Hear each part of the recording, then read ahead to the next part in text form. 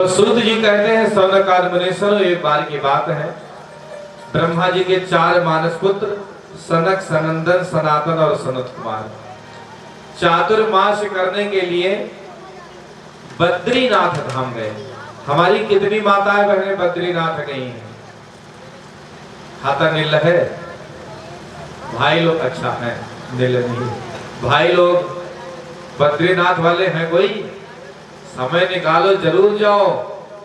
भजन कर मस्त जवानी में बुढ़ापा किसने देखा है? जब घुटने में शक्ति ना रह जाएगी तब जाएंगे। समय निकाले, थोड़ा तीर्थ सेवन भी करें। तो बद्रीनाथ पहुंचे,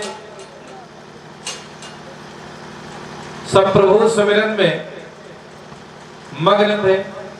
तभी नारद जी का आगमन हो गया। नारद जी का चेहरा लटका है, मुरझाया हुआ है।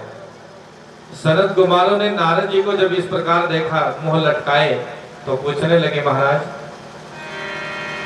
आपका कोई नाम ले लें तो उसकी चिंता दूर हो जाए, आज आप स्वयं उदास है क्यों? कथम ब्रह्मंदीन मुखः कुतश्चिंता तुरो भवान त्वरितम गम्यते कुत्र कुतश्चागमनम तव। महाराज आज आपका मुख उदास है, आप किस कारण से इतने चिंतित हैं? आप कहां जा रहे हैं और कहां से आपका आगमन हो रहा है? नारद जी ने कहा, महाराज मैं क्या बताऊं, हमने तो सोचा था धरती लोक पर सुख ही सुख है। बोलो है कि नहीं? बहुत सुख है। तो जाकर उस सुख को निकट से देखें। ध्यान दीजिए, सुख को जब निकट से देखते हैं तो उसकी वास्तविकता का महाराज पता चलता है व्यक्ति को। तो निकट से देखा, पृथ्वी लोक पर पहुंचे।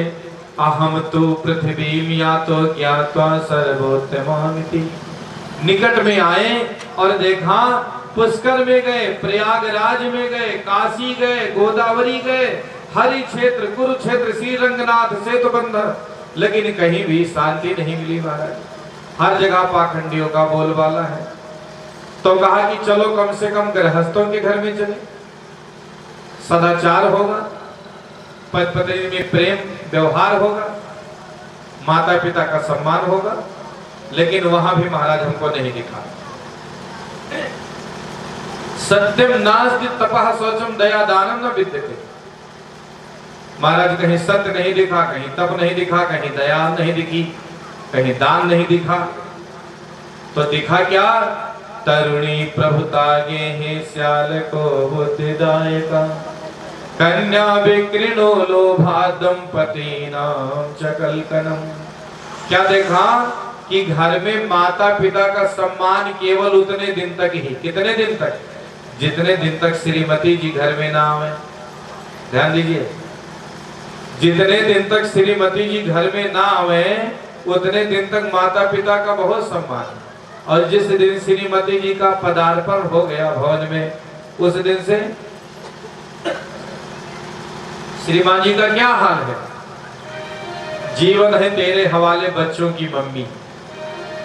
अब उनका जो हाई कमान का मांग, उधर ही पूरा ध्यान। माता पिता का कौन ध्यान करे वाला? तो घर में नई बहुरियों की चलती है। नारद जी कहते हैं तरुणी प्रभुता ये है। और बुद्धि कौन देगा? बुद्धि देंगे साले साहब, माता पिता जी नहीं, साले साहब। श्याल को बुद्धिदायक। और ये हमारी कोई निजी राय नहीं है, पर जिस घर में साले सलाहकार हैं उनको तो बंटाधार होने हैं। मामा शकुनी ने 100 भाई कौरवों का सत्यानाश करा दिया। इसलिए ब्रज में एक कहावत है कि दीवार बिगाड़े आरो। ठीक है, खिड़की और अलमारी दीवार में चाहिए, लेकिन ज्यादा झरोखा कर दोगे डिजाइन के चक्कर में तो दीवार कमजोर हो जाएगी। दीवार बिगाड़े आरो और घर बिगाड़े सारो। बोलो शंकर भगवान की जय। इसलिए साले ज्यादा सलाह देंगे घर में तो घर बिगड़ेगा ही। अच्छा, साले साहब बहुत समझदार हैं तो सलाह ले लेने में क्या हर्ज है? ले ही लेना चाहिए। लेकिन कोई बड़ा काम करो तो माता पिता से जरूर राय लेनी चाहिए। और जिस घर में बड़े बुजुर्गों का सम्मान नहीं है, माता पिता से राय मशवरा नहीं है, फिर तो महाराज परिवार की दिशा भी बिगड़ेगी और दशा भी बिगड़ेगी। तो साले साहब सलाहकार हो गए, फिर भी दंपति नाम चकलकनम, पति पत्नी में ढिसुम ढिसुम मचा है। अच्छा, सब में झगड़ा होए तो ठीक, लेकिन पति पत्नी में तकरार और विवाद बिल्कुल नहीं होना चाहिए। क्योंकि जब विवाह हुआ था, अग्नि के 7 फेरे लगाए थे, तो दोनों के देह तो 2 हैं, लेकिन प्राण कितने हैं पति पत्नी में? एक है प्राण दोनों में है। इसलिए एक को कष्ट हो तो दूसरा समझे, आपस में तकरार नहीं, बवाल नहीं, झंझट झगड़ा नहीं। और यदि कलह है दंपति नाम चकलकनम तो बात बिगड़ेगी। नारद जी ने कहा महाराज दंपति में भी हमने कलह कलेश देखा, तब परेशान हो गए, क्या करूं, कहां जाऊं। घूमते टहलते टहलते वृंदावन धाम चल पड़े। कहां?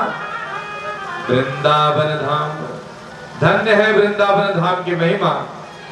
यदि आप पिकनिक मनाने के भाव से जाओगे तो पुरानी दीवारें दिखेंगी, नालियां दिखेंगी, लेकिन आध्यात्मिक दृष्टि लेकर जाएंगे तो वृंदावन का कण कण आज भी राधे राधे बोल रहा है, राधे श्याम का गुंजार कर रहा है। श्री नारद जी कहते हैं कि महाराज जब मैं वृंदावन में पहुंचा तो आनंद मग्न हो गया। श्री वृंदावन बिहारी लाल की।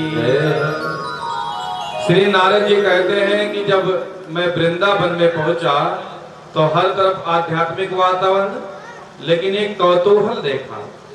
वृंदावन में जब मैं यमुना जी के निकट पहुंचा तो देखा सैकड़ों महिलाएं बैठी हैं एक समूह में।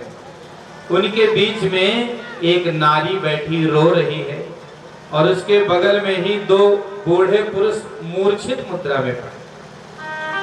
जो सभी महिलाएं बैठी हैं उस रोती हुई युवती को पंखा झल रही है। जब हमने उन महिलाओं को समूह में बैठे देखा तो दूर से देखता रह गया। अब ऐसे महिलाओं के बीच में बिना बुलाए कैसे जाना।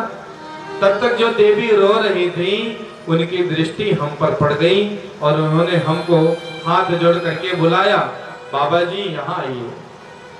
भो भो साधो क्षणं तिष्ठ मच्चिन्तामपि नाशय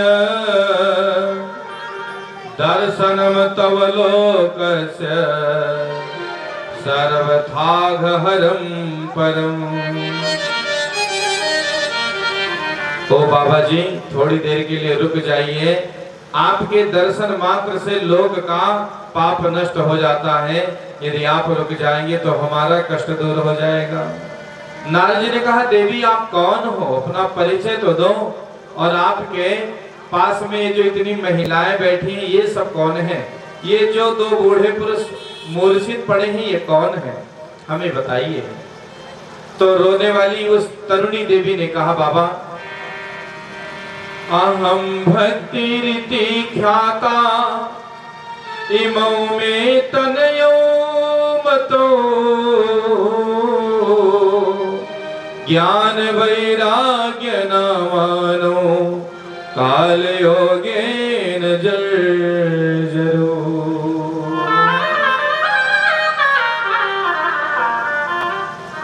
अहम भक्ति रीति ख्याता, अहम माने मैं भक्ति नाम से प्रसिद्ध हूँ। इमौ में तनयो मतो माने ये दोनों, तनय माने पुत्र, द्विवचन है इसलिए तनयो। इमौ में तनयो मतो ये दोनों मेरे पुत्र हैं, एक का नाम ज्ञान है और एक का नाम वैराग्य है। ज्ञान वैराग्य नाम मानो काल योगिन जर्जरो, इनका ज्ञान वैराग्य नाम है, काल के योग के प्रभाव से ये जर्जर हो गए।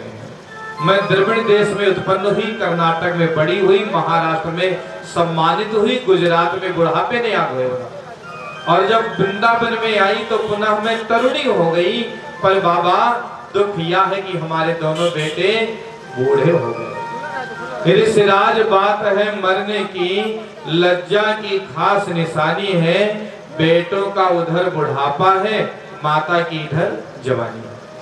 होना तो ये चाहिए कि माँ बूढ़ी हो बेटे जवान हो, लेकिन कलयुग का प्रकोप देखो, बेटे बूढ़े हो गए और माँ युवती है।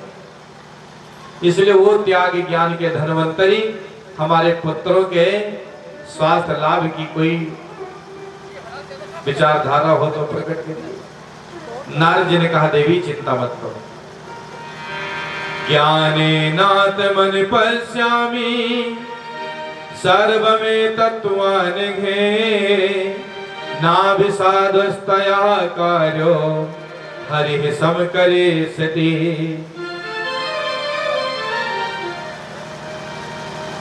ज्ञानेनात मन पश्यामि सर्वमे तत्त्वानघे, वे कहते हैं कि मैं अपने दिव्य ज्ञान की दृष्टि से जाने लेता हूं कि आपके और आपके पुत्रों के दुख का कारण क्या है।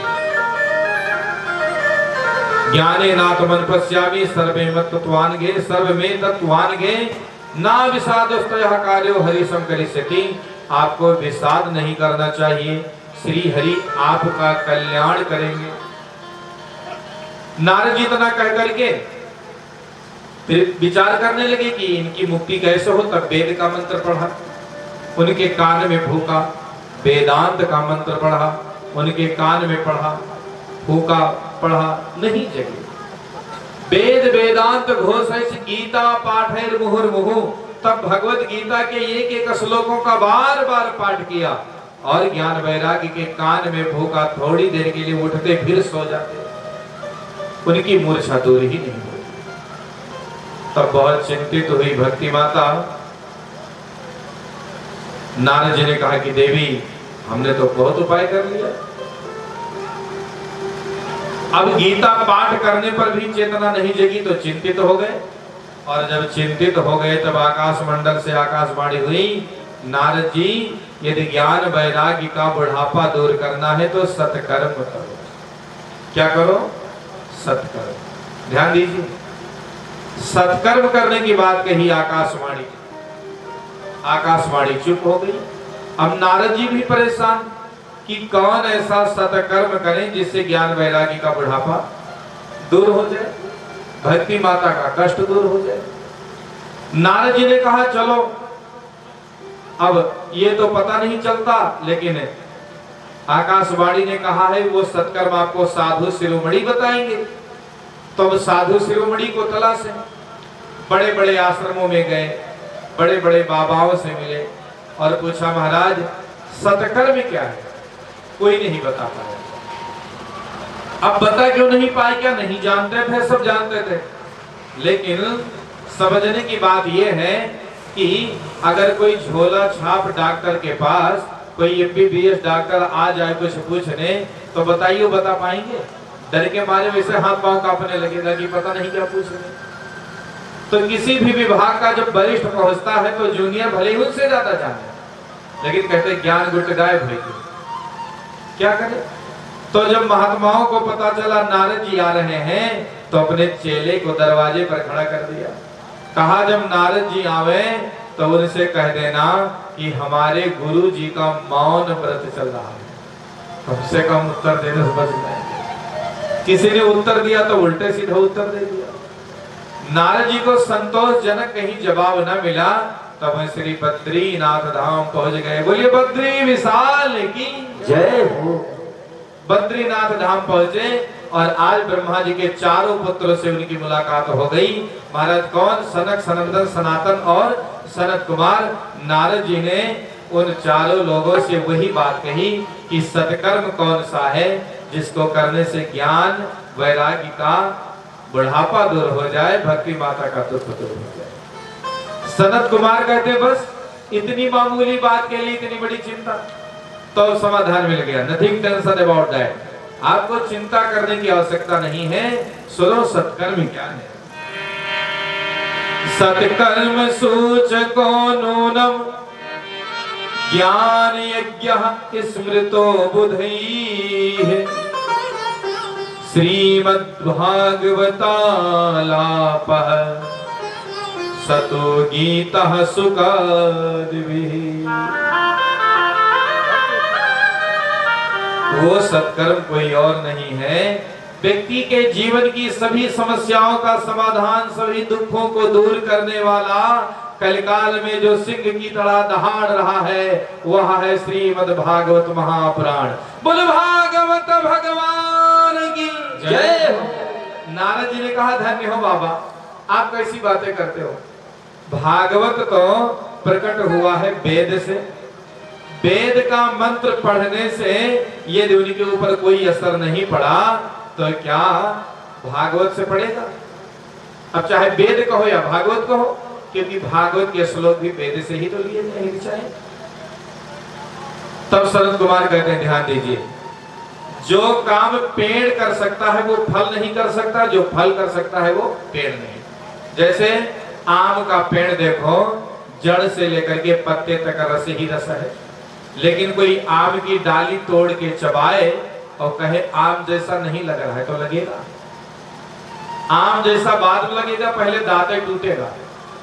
और वही आम के पेड़ का रस जब फल के रूप में आता है तो क्या बात है, आहा, आम फलों का राजा है, सबसे मीठा ताजा है भी कैलोरी वाला फल आम। तो जो आम के फल का आनंद है रस का, वो पेड़ से नहीं मिलेगा। इसी प्रकार गन्ने से खांड बनता है, सबको पता है, लेकिन गन्ने में वो टेस्ट थोड़ी मिलेगा। इसी प्रकार सबको पता है कि घी दूध से ही बनता है कि नहीं? घी दूध से बनता है, लेकिन दूध का दिया नहीं जल सकता, दूध घी जैसा नहीं लग सकता। अगर वैसा चाहिए तो दूध को गर्म करना पड़ेगा, मलाई निकालना पड़ेगा, मखानी चलानी पड़ेगी, घी बन जाएगा। तब उसको आप चाहे पूड़ियां बनाओ, चाहे अखंड दीप जलाओ, चाहे हवन करो, दूध में घी है, लेकिन बिना गर्म किए निकलेगा नहीं। कि निकलेगा? निकल नहीं सकता। और जो काम घी कर सकता है दूध नहीं कर सकता है। अगर जलती आग में घी डालोगे और तेज जल जाएगा, और जलती आग में दूध डालो तुरंत बुझ जाएगा, जबकि दूध साथ में लिए हुई है घी को। तो आज सनत कुमार कहते हैं बाबा, इसी प्रकार वेद पेड़ है और भागवत उनका फल है। इसलिए जो काम भागवत से होगा वो वेद नहीं कर सकते। इदम भागवतम नाम पुराणम ब्रह्म संहितम, ये तो भागवत महापुराण है, और इससे तो उनका दुख दूर हो जाएगा, भक्ति ज्ञान वैराग्य पुनर्स्थापित हो जाएंगे। क्योंकि भागवत कथा को ही सत्कर्म कहा गया, ज्ञान यज्ञ कहा गया, और किसी पुराण को ज्ञान यज्ञ नहीं। इसलिए मेरे भाइयों बहनों, यदि कथा में हम मजा लेने जाएंगे तो बहुत बड़े पापी कहलाएंगे जाएंगे। इसलिए कथा भागवत में कभी ये नहीं सोचना कि चलो 1 घंटा समय है मजा ले आई, या लौटे तो कहीं मजा ना आया हो। यदि मजा के भाव से जाएंगे तो बहुत पाप लगने वाला है, क्योंकि यहाँ मनोरंजन नहीं है, यहाँ मनोमंथन है, विचारों का मंथन है। 7 दिन तक हमें अपने विचारों को ऐसे मथना है कि कलमस कसाय कलह कलेश जहाँ कहीं भी छिपा बैठा है सब बाहर निकल जाए, और 7 दिन में ही हम स्वच्छ पवित्र और दिव्य भाव लेकर के यहाँ से जाए महाराज। तो ये सत्कर्म ही है, सत्संग ही है, जो भागवत महापुराण का, जो भक्ति ज्ञान वैराग्य के कष्ट को दूर करेगा। और ये आसानी से नहीं मिलता। और ध्यान दीजिए माताओं बहनों एवं भाइयों, आप लोग अपने आप को मामूली भी न समझिए। वैसे ही गौना बाजार बहुत बड़ा है, जनसंख्या इतनी अधिक है, लेकिन भगवान की कथा में इतने लोग ही क्यों आए? आप आए नहीं हैं, आपको भगवान की कृपा खींच रही है। क्योंकि ईश्वर सबको नहीं देते, वो तो उनको ही देते हैं जिनके अंदर पात्रता होती है। तो आप अपने भाग्य की सराहना कीजिए कि आज आदमी जहां it drink and B Mary में फंसा है, उन विपत्तियों में भी, उन विषमताओं में भी आपके दिमाग में ये सोच आया कि चलो भगवान की कथा में बैठे। ईश्वर की कृपा आरंभ हुई, इसका सबसे पहला लक्षण यही है कि दिमाग में आया कि चलो भगवान की कथा में बैठे। और ये एक जन्म के नहीं, भागवत में तो लिखा है, भाग्योदयेन बहु जन्म समर्जितेन सत्संगमं च लभते पुरुषो यदा वै अज्ञान हेतु कृत मोह मदान्धकारनाशं विधाय हेतदोदयते विवेकः। यहाँ जितने लोग बैठे हैं, मैं भी, हमारी माताएं बहनें भी, भाई लोग भी, सबको कितने बार जन्म लेना पड़ा है? 83,99,999। कितने बार? 83,99,999 बार।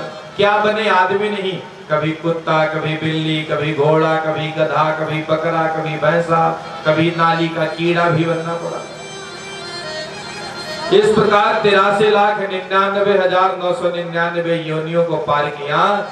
जब 84 लाखवां नंबर आया तब परमात्मा ने हमको मनुष्य बना दिया कि इसमें कुछ अच्छा करो, मरने से पहले विचार लो कि मृत्यु होना, मृत्यु से डरो कभी, मरो परंतु यो मरो के याद जो करे सभी। यदि इस जीवन में अच्छा कर्म कर लिया तो फिर कुत्ता, बिल्ली और नाली कीड़ा बनने छुट्टी मिल जाएगी। यदि इसमें भी कुकर्म में ही संलिप्त रहे तो फिर जाओ वही बनो। और मनुष्य का शरीर पा करके इसमें सत्कर्म कर लिया तो सबसे मुक्ति मिल गई, क्योंकि यही जीवन है जिसमें हम तय करेंगे कि अगला जीवन हमारा कैसा हो। अब हम गधा, घोड़ा, कुकुर, बिलार बना चाहते हैं कि दिव्य अपनी आत्मिक गति को प्राप्त करना चाहते हैं, वैसा कर्म करेंगे। जैसा कर्म करेंगे वैसा फल प्राप्त ही होगा, क्योंकि कर्मों के फल से न बचोगे, चलना बहुत संभाल के, अभी समय है, अभी बदल लो तेवर अपनी चाल। तो अनंत जन्म के पुण्य है जो आप सब यहाँ कथा में बैठे हैं, हम सब बैठे हैं। भाग्योदयन बहुत जन्म समर्जितेन, हमारे आपके कई जन्मों के पुण्य आज इकट्ठा हो गए हैं। हमारे आपके ही नहीं, हमारे आपके पुरखों के भी, जो आज सत्संग में हमारी प्रीति हो गई, सत्संग का लाभ मिला। और एक ऐसा सत्संग जो अज्ञान हेतु कृत मोह मदान्य कारणासम, जो अज्ञान रूपी अंधकार का नाश करेगा और विधाय ही तदोदयते विवेक, विवेक प्रदान कर देगा। विवेक क्या है? विवेक बुद्धि नहीं है, बुद्धि विवेक में बड़ा भेद है। बुद्धि तो कहीं मिल जाएगी, किताब में पढ़कर भी बुद्धि आ जाती है, लेकिन विवेक तो सत्संग के बिना हो ही नहीं सकता। बिनु सत्संग विवेक न होई, राम कृपा बिनु सुलभ न सोई। बिनु सत्संग विवेक न होई, राम कृपा बिनु सुलभ न सोई। बिनु सत्संग विवेक न होई, राम कृपा बिनु सुलभ न सोई। बिनु सत्संग विवेक न होई, राम कृपा बिनु सुलभ न सोई। बिनु सत्संग विवेक न होई, राम कृपा बिनु सुलभ न सोई। बिनु सत्संग विवेक न होई, राम कृपा बिनु सुलभ न सोई। तो सत्संग के बिना विवेक नहीं हो सकता और परमात्मा की कृपा के बिना सत्संग नहीं मिल सकता। हमको सत्संग मिला है, इसमें भगवान की बड़ी कृपा है। बंधुओं बहनों, जब नारद जी को सनत कुमारों ने कहा कि भागवत महापुराण के कथा से भक्ति का कष्ट दूर हो जाएगा, तो महाराज कथा कहाँ करी जाए? कथा के लिए उस योग्य जमीन तो होनी चाहिए। सब जमीन का भाग्य थोड़ी है कथा होने का, बड़भागी है वह भूमि जहाँ भगवान की कथा हो। नारद जी ने सनत कुमारों से कहा कहाँ होनी चाहिए, तो उन्होंने कहा हरिद्वार। कहाँ? हरिद्वार, गंगा का पावन तट, आनंद नामक घाट। हमारी कितनी माताएं बहनें हरिद्वार गई हैं, खाता नहीं रहे हैं, भाई लोग गए हैं। बोलो भागवत भगवान की जय। हरिद्वार तो हरि का द्वार है। तो बंधुओं, हरिद्वार का आनंद नामक घाट निर्धारित किया गया कथा के लिए। सनत कुमार ने कहा कि देखो, बद्रीनाथ धाम से हम लोग चलेंगे हरिद्वार, और भक्ति माता अपने पुत्रों के साथ वृंदावन से आएंगी हरिद्वार। वृंदावन और बद्रीनाथ के बीच में जो स्थान है उसका क्या नाम है? हरिद्वार। थोड़ा आप आओ, थोड़ा हम आओ। जगह निर्धारित हुई, गए, गंगा के तट पर पावन बालुका वेदियां बनाई गई, व्यास गद्दी बनाई गई, सनत कुमार बैठे, कथा आरंभ हुई। महाराज सनत कुमारों ने नारद जी से कहा, सुनो, अब भक्ति माता को कहो कि अपने पुत्रों के साथ वे आवे और उनके कल्याण के लिए हम कथा कर रहे हैं। खबर करी गई, बहुत सुंदर आसन बिछाए गए हैं। मुख्य यजमान अपने आसन पर विराजमान हुए। ध्यान दीजिए कि पत्नी में चाहे जितना तकरार बवाल झगड़ा लड़ाई होए, लेकिन घर में जब भी पूजा पाठ करें बैठे तो साथ में जरूर बैठे गांठ जोड़ी के। जिनका जोड़ा भगवान बनाए हैं, ईश्वर को धन्यवाद दीजिए। साथ में बैठिए, गांठ जोड़कर जब पत्नी कथा सत्संग में बैठते हैं तो उसका प्रभाव और अधिक बढ़ जाता है। लोगों के मन में शंका है, बाबा कैसे बैठे? बहुत जगह तो झंझट हो ही जाता है, कोई कहता दाएं बैठे, कोई कहता बाएं बैठे। तो पत्नी को हमेशा धर्म कार्य में पति के दाहिने बैठना चाहिए। किधर? दाहिने। सर्वेषु धर्म कार्येषु पत्नी तिष्ठति दक्षिणे। जब भी धर्म काम करें तो पत्नी को अपने पति के दाहिने बैठ करके गांठ जोड़ करके पूजा पाठ करना चाहिए। नारद जी आज बने यजमान, पर उनकी पत्नी कहाँ? उनका तो पत्नी ही नहीं, विवाह ही नहीं हुआ। तो जिनका नहीं हुआ उनके लिए कोई बात नहीं, पर जिनके हैं उनको चाहिए साथ में ही बैठे। 3 आसन और लगाया गया भक्ति माता और उनके पुत्रों के लिए। खबर कही गई, भक्ति माता को बुलावा भेजा गया, आवाहन किया गया, कथा प्रारंभ हुई। भक्ति माता अपने पुत्रों के साथ चल पड़ी और उनके मन में एक ही भाव है, संकीर्तन, बहुत सुंदर संकीर्तन जो भागवत जी का प्रसिद्ध संकीर्तन है, करते हुए भक्ति माता वृंदावन से श्री हरिद्वार की ओर चल पड़ी। आइए हम सब लोग भी श्रीमद् भागवत महापुराण का यह प्रसिद्ध संकीर्तन दोहराएं। श्री कृष्ण गोविंद हरे मुरारे, हे नाथ नारायण वासुदेव। श्री कृष्ण गोविंद हरे मुरारे, हे नाथ नारायण वासुदेव। हे नारायण वासुदेव, हे नाथ नारायण वासुदेव। हे नाथ नारायण वासुदेव, हे नाथ नारायण वासुदेव। पितु मातु स्वामी सखा हमारे, हे नाथ नारायण वासुदेव। पितु मातु स्वामी सखा हमारे, हे नाथ नारायण वासुदेव। हरि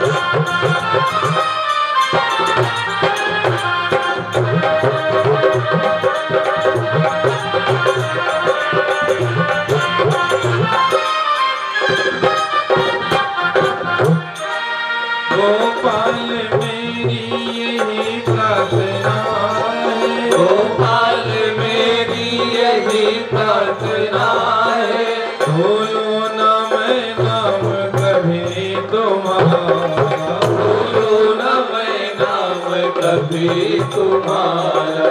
गोपाल मेरी यही प्रार्थना है, गोपाल मेरी यही प्रार्थना है। बोलो ना मैं नाम कभी तुम्हारा, बोलो ना मैं नाम कभी तुम्हारा। निष्काम होकर मैं दिन रात गाऊं, निष्काम होकर मैं दिन रात गाऊं।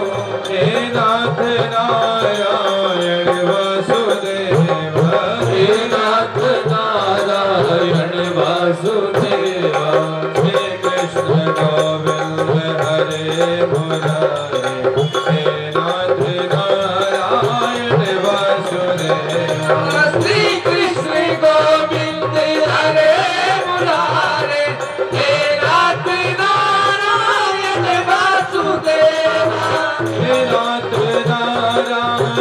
वासुदेव, हे नाथ नारायण वासुदेव, हे नाथ नारायण वासुदेव, हे नाथ नारायण वासुदेव।